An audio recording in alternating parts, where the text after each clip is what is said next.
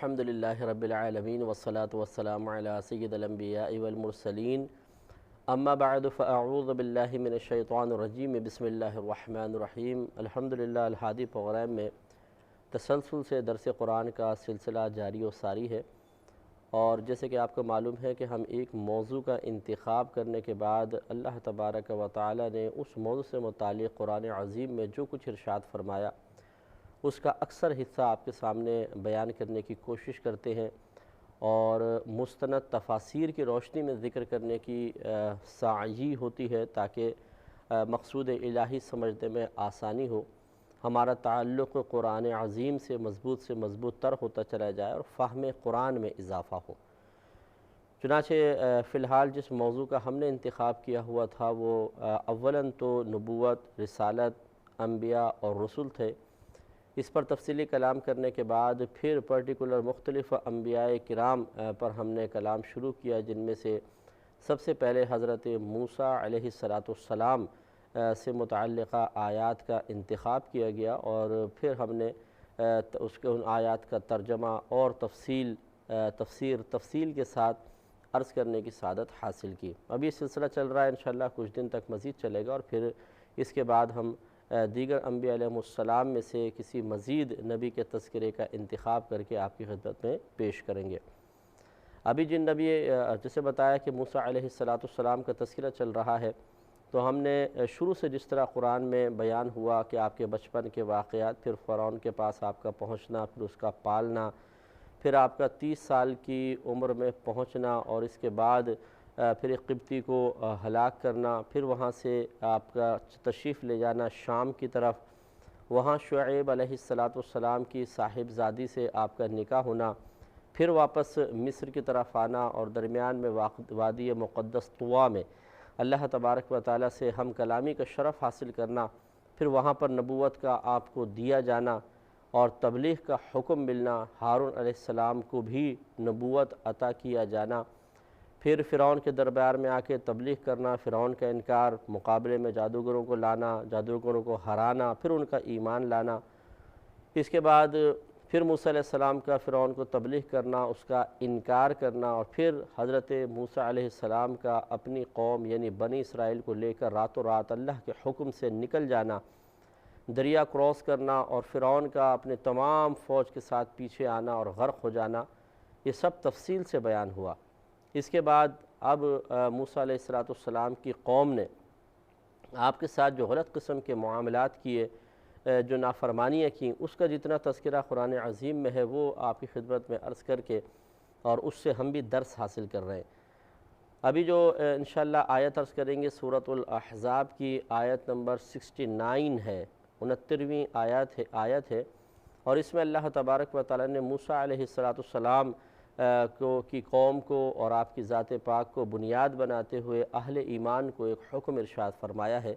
تو دیکھتے ہیں کیا حکم ہے اور کیوں یہ ارشاد فرمایا گیا، اس کے پس منظر میں بخاری کی ایک حدیث ہے، وہ بھی انشاءاللہ عرض کی جائے گی، اور آج کا ہمارا درس قرآن اسی سے متعلق ہوگا۔ اللہ تبارک و تعالیٰ نے ارشاد فرمایا، یا ایھا الذین آمنوا، اے ایمان والو، لا تکونوا، تم اس طرح نہ ہو جاؤ،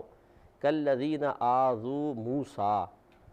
ان لوگوں کی مثل نہ ہو جاؤ جنہوں نے موسیٰ علیہ السلام کو اذیت پہنچائی، فبرأہ اللہ مما قالوا، تو اللہ تبارک و تعالیٰ نے حضرت موسیٰ علیہ السلام کی براءت ظاہر فرما دی اس کی طرف سے جو کچھ انہوں نے کہا تھا، جو حضرت موسیٰ علیہ السلام پر تہمت رکھی تھی، اور اس کے جواب میں موسیٰ علیہ السلام کی دل آزاری ہوئی تھی، اللہ تعالیٰ نے موسیٰ علیہ السلام کو اس سے بری ثابت فرما دیا۔ وَكَانَ عِنْدَ اللَّهِ وَجِيهًا، اور آپ اللہ تبارک و تعالیٰ کے نزدیک وجیح تھے۔ وجیح کہتے ہیں خوبصورت چہرے والے کو، خوبصورت بدن والے کو، بے عیب مردانہ وجاہت رکھنے والے کو وجیح کہا جاتا ہے۔ تو اللہ تعالیٰ نے ارشاد فرمایا کہ موسیٰ علیہ السلام اللہ کی بارگاہ میں اللہ کے نزدیک ایک وجیح شخص تھے، کہ اللہ تعالیٰ نے آپ کو ہر طرح سے کامل پیدا کیا تھا۔ اب اس میں جو اللہ تعالیٰ نے فرمایا کہ ان لوگوں کی مثل نہ ہو جانا جنہوں نے موسیٰ کو اذیت پہنچائی، پھر اللہ تعالیٰ نے برات دے دی موسیٰ علیہ السلام کو اس چیز سے جو وہ آپ کی طرف کہہ رہے تھے۔ اس کے پس منظر میں یہ بخاری کی روایت ہے، نبی کریم صلی اللہ علیہ وسلم نے جو کچھ ارشاد فرمایا میں اس کو اپنے الفاظ میں ذکر کر رہا ہوں کہ بنی اسرائیل میں ہر دور میں دیکھیں الگ الگ شریعت ہوتی ہے اور الگ احکام ہوتے ہیں۔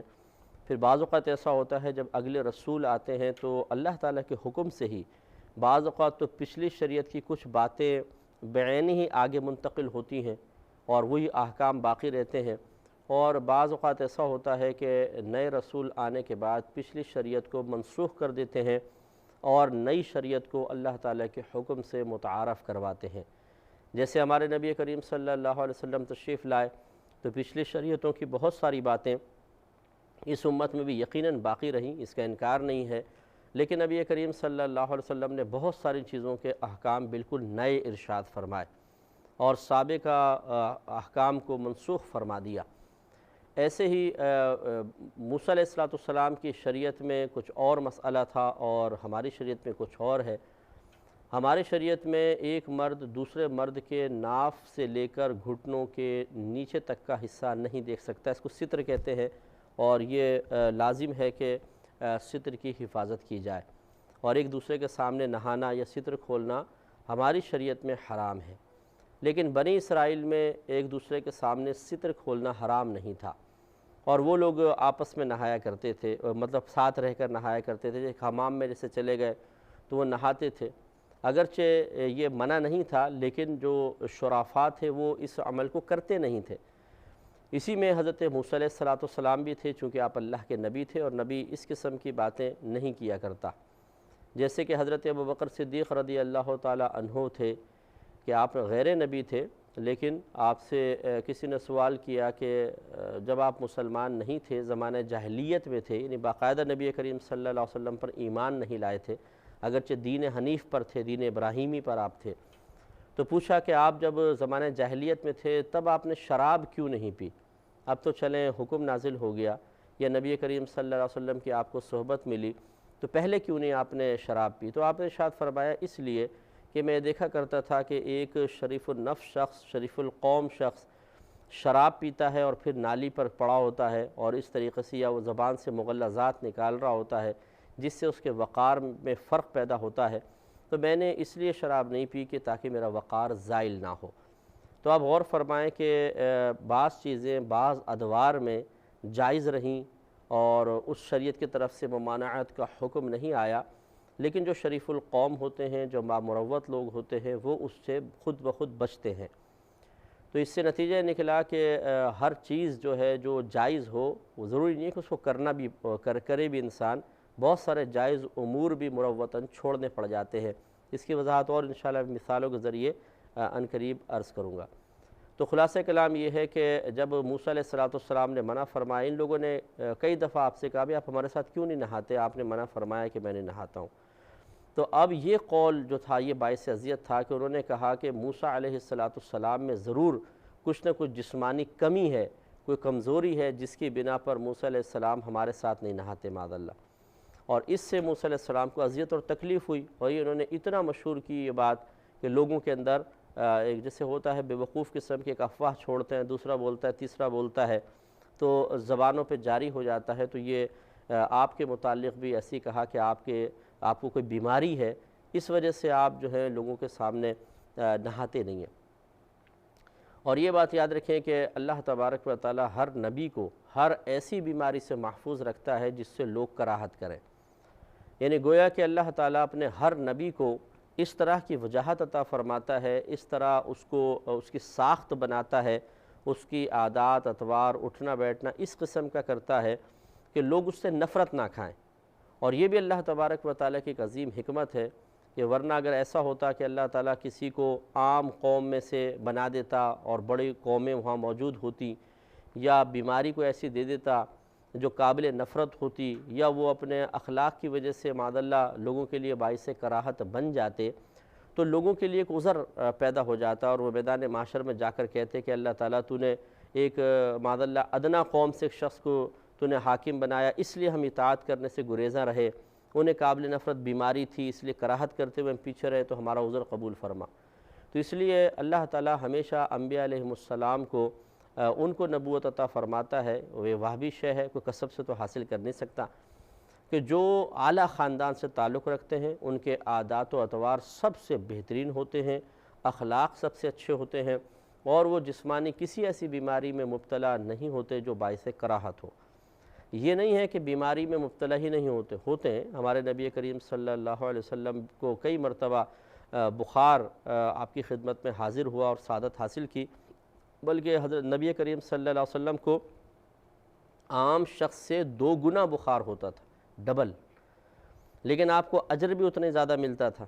اس سے معلوم ہوا کہ نبیوں کو بیماری تو ہوتی ہے لیکن ایسی بیماری نہیں ہوتی جو قابل نفرت ہو، لہٰذا اب ان لوگوں نے موسیٰ علیہ السلام کی ایک ایسی ہی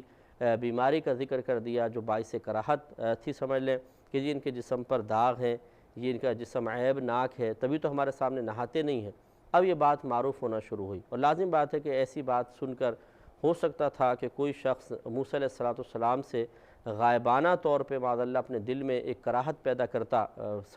کراہت اس کے پیدا ہو جاتی، اور وہ آپ کے پاس ملنے نہ آتا، تبلیغ سننے کی غرض سے، ہدایت قبول کرنے کی غرض سے آتا ہی نہیں، اور کراہت اس کو دور رکھتی۔ تو اب براءت کا اہتمام کرنا اللہ تبارک و تعالی نے اس کو لازم فرمایا کہ ایسا کوئی معاملہ کیا جائے کہ سب پر ظاہر ہو جائے کہ موسیٰ علیہ السلام کے جسم میں کوئی بیماری نہیں ہے۔ اس کا جو طریقہ کار اللہ تعالیٰ نے مقرر فرمایا، اور یہ بخاری کی روایت ہے کہ موسیٰ علیہ السلام تنہائی میں ایک دریا کے پاس نہا رہے تھے، اور آپ نے اپنے کپڑے ایک پتھر پر رکھے ہوئے تھے۔ اللہ تبارک و تعالیٰ کے حکم سے وہ پتھر آپ کے کپڑے لے کر بھاگ گیا، یعنی زندہ ہوا اور بھاگ گیا۔ موسیٰ علیہ السلام اس کے پیچھے بھاگے، تو وہاں پر بنی اسرائیلی کچھ لوگ تھے جن کی نگاہ موسیٰ علیہ السلام پر پڑی، اور انہوں نے آپ کے بدن مبارکہ کو دیکھا کہ بالکل بے عیب ہے اور بالکل مطلب صحیح سالم آپ کا جسم ہے، اور پھر آپ نے وہ کپڑے اس سے چھینے پتھر سے، اور آپ نے اپنے عصا مبارکہ سے اس پتھر پہ ضرب لگائی۔ تو یہ کہتے ہیں کہ وہ پتھر اب بھی موجود ہے اور اس پر اس ضرب کے نشانات بھی ہیں۔ تو یہ بخاری شریف کی روایت ہے، نبی کریم صلی اللہ علیہ وسلم نے اس واقعے کو بیان کیا، اس سے پھر بنی اسرائیلیوں پر واضح ہو گیا کہ موسیٰ علیہ السلام ایک ایسے نبی ہیں جن کے جسم میں کوئی عیب موجود نہیں ہے، تو جو افواہیں اڑانے والے تھے ان کو شرمندگی اور رسوائی ہوئی۔ اس پر اللہ تبارک و تعالیٰ نے اس واقعے کو ذکر ہوا کہ اس کی طرف اشارہ کرتے ہوئے مومنین سے خطاب فرمایا، یا ایھا الذین آمنو، اے ایمان والو، لا تکونوا کالذین آذوا موسیٰ، تم ان لوگوں کی مثل مت ہو جاؤ جنہوں نے موسیٰ علیہ السلام کو اذیت پہنچائی۔ فبرأہ اللہ مما قالوا، تو اللہ تبارک و تعالیٰ نے موسیٰ علیہ السلام کی براءت کو ثابت فرما دیا ان باتوں سے کہ جن کو وہ کہہ رہے تھے، بری ثابت فرما دیا۔ وَكَانَ عِنْدَ اللَّهِ وَجِيهًا، اور موسیٰ علیہ السلام اللہ تبارک و تعالیٰ کی بارگاہ میں وجیح تھے، بالکل کامل شخص تھے، کامل مردانہ معاملات آپ کے، جو ایک مرد کے حسن ہوتا ہے، ایک جسم میں حسن ہوتا ہے، اس کے اندر مکمل طور پہ اعضاء ہوتے ہیں، ویسے آپ کو اللہ تعالیٰ نے مکمل طور پہ پیدا فرمایا تھا۔ تو اب اس واقعے سے ذرا غور کریں، پھر ایک دفعہ میں دوبارہ ان چیزوں کا اعادہ کرتا ہوں کہ اللہ تبارک و تعالیٰ ہر نبی کو کامل پیدا فرماتا ہے، اسے ناقص پیدا نہیں کرتا ہے تاکہ لوگوں کو حجت باقی نہ رہے اور وہ اللہ تعالیٰ کی بارگاہ میں جا کے عذر نہ کر سکیں کہ اس کمی کی بنا پر ہم نے ایمان قبول نہیں کیا۔ اتنا پرفیکٹ بناتا ہے کہ ہر لحاظ سے ان میں اٹریکشن رکھتا ہے، ان کی شخصیت میں ایک جاذبیت ہوتی ہے، کشش ہوتی ہے، اثر ہوتا ہے، ان کی زبان میں ایک شیرینی ہوتی ہے، روانی تاثیر عطا فرماتا ہے، ان کو مردانہ وجاہت سے نوازتا ہے کہ جو دیکھے اس کا دل مائل ہو جاتا ہے اور وہ ان کی صحبت میں رہنا پسند کرتا ہے، کردار اعلیٰ ہوتا ہے، گفتار اعلیٰ ہوتی ہے۔ جیسے ہمارے نبی کریم صلی اللہ علیہ وسلم 40 سال تک اعلان نبوت سے پہلے بھی اسی دور کے تمام کفار کے درمیان مقبول رہے، محبوب رہے، ہر ایک آپ کو پسند کرتا تھا۔ وہ تو اعلان نبوت کے بعد دل میں موجود دشمنی اسلام اور کینہ اور بغض کی بنا پر کچھ لوگ آپ سے دور ہوئے، وہ الگ بات ہے، ورنہ نبی کریم صلی اللہ علیہ وسلم کے نہ خاندان میں کوئی کمی، نہ ذات میں کوئی کمی، نہ اخلاق میں کوئی کمی۔ تو اللہ تعالیٰ ایسے ہی انبیاء علیہ السلام کو رکھتا ہے، ہر نبی کو اسی طرح وجاہت سے نوازتا ہے تاکہ اتمام حجت ہو جائے۔ اب اس کو میں نے دوبارہ اس لیے عرض کیا کہ یہ انشاءاللہ ایوب علیہ السلام کے واقعے میں عرض بھی کر دوں گا، لیکن یہ بعض اسرائیلی روایات ہوتی ہیں، اور اسرائیلی روایات وہ روایات کہلاتی ہیں جو یہودیوں میں سینہ بسینہ منتقل ہوتی آئیں، کیونکہ یہود قوم جو ہے یہی بنی اسرائیلی قوم ہے، ذرا ذہن میں رکھیں، تو ان کے آباء و اجداد سے مختلف باتیں سینہ بسینہ جیسے خاندانی کہانیاں ہوتی ہیں، واقعات ہوتے ہیں، یہ منتقل ہوتے ہوئے نبی کریم صلی اللہ علیہ وسلم کے زمانہ مبارکہ کے یہود تک پہنچے۔ پھر جب وہ مسلمان ہوئے تو مسلمانوں کے سامنے انہوں نے ان واقعات کو بیان کیا، تو یہ اسرائیلی روایات پھر آگے بھی بڑھتی چلی گئیں۔ تو ان کے بارے میں پھر علماء اسلام نے ایک قانون وضع فرمایا کہ اسرائیلی روایت اگر قرآن یا حدیث کے خلاف ہوگی تو اس کا رد کرنا واجب ہے اور اس کو بیان کرنا حرام ہے، اور اگر اسرائیلی روایت نہ قرآن کے خلاف ہے نہ حدیث کے خلاف بلکہ موافقت رکھتی ہے اس کا بیان کرنا بالکل جائز ہے، اور اگر اسرائیلی روایت ایسی ہے کہ نہ مخالف ہے نہ موافق ہے اس کے بارے میں اجازت ہے، چاہیں تو بیان کریں اور چاہیں خاموش رہیں۔ بلکہ نبی کریم صلی اللہ علیہ وسلم نے ارشاد فرمایا کہ بنی اسرائیل کے واقعات کو ذکر کرو، اس لیے کہ ان میں بڑے عجیب و غریب واقعات ہوئے ہیں،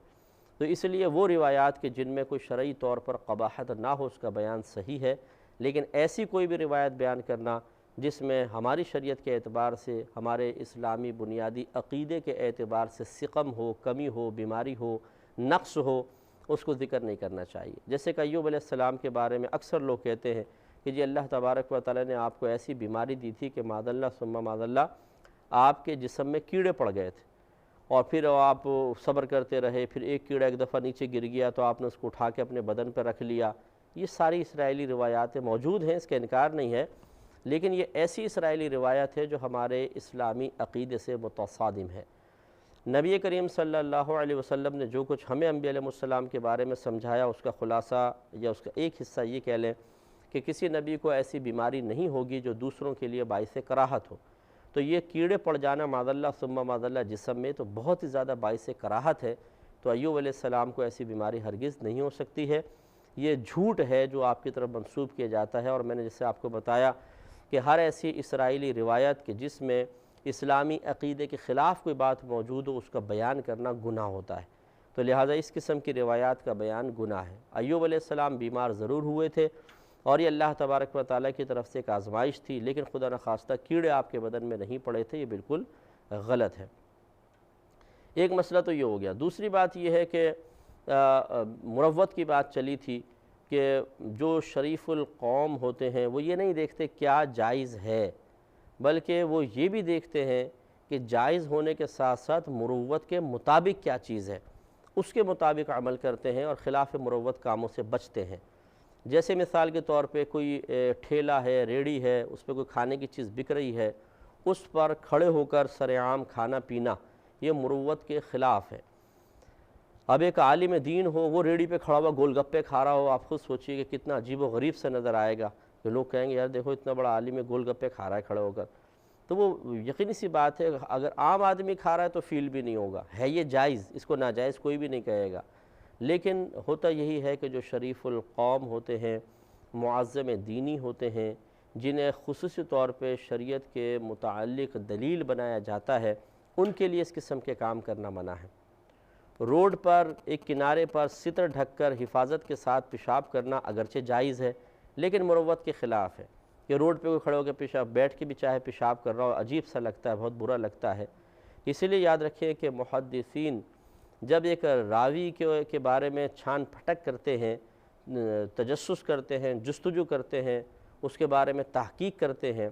تو ثقہ راوی اسے قرار دیتے ہیں، یعنی ثقہ مراد کامل ترین راوی اسے قرار دیتے ہیں کہ جو نیک ہو، پرہیزگار ہو، متقی ہو، اعلانیہ اس سے نہ گناہ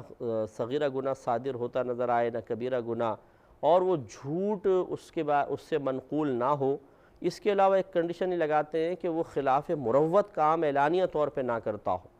اس سے منقول نہ ہو کہ روڈ پہ کھڑے ہو کے کھانا کھا رہا ہے یا روڈ کے کنارے بیٹھ کے پیشاب کر رہا ہے۔ تو جب ایک ثقہ راوی کی ثقاہت کو ثابت کرنے کے لیے یہ معیار بنایا تو پھر انبیاء علیہ السلام کے لیے تو بدرجہ اولیٰ ہوگا۔ لہذا معلوم ہوا کہ انبیاء علیہ السلام بے مروتی والے کاموں سے پاک و صاف ہوتے ہیں۔ انشاءاللہ اس پہ اگر موقع ملا آئندہ بھی کلام کریں گے۔ وآخر دعوانا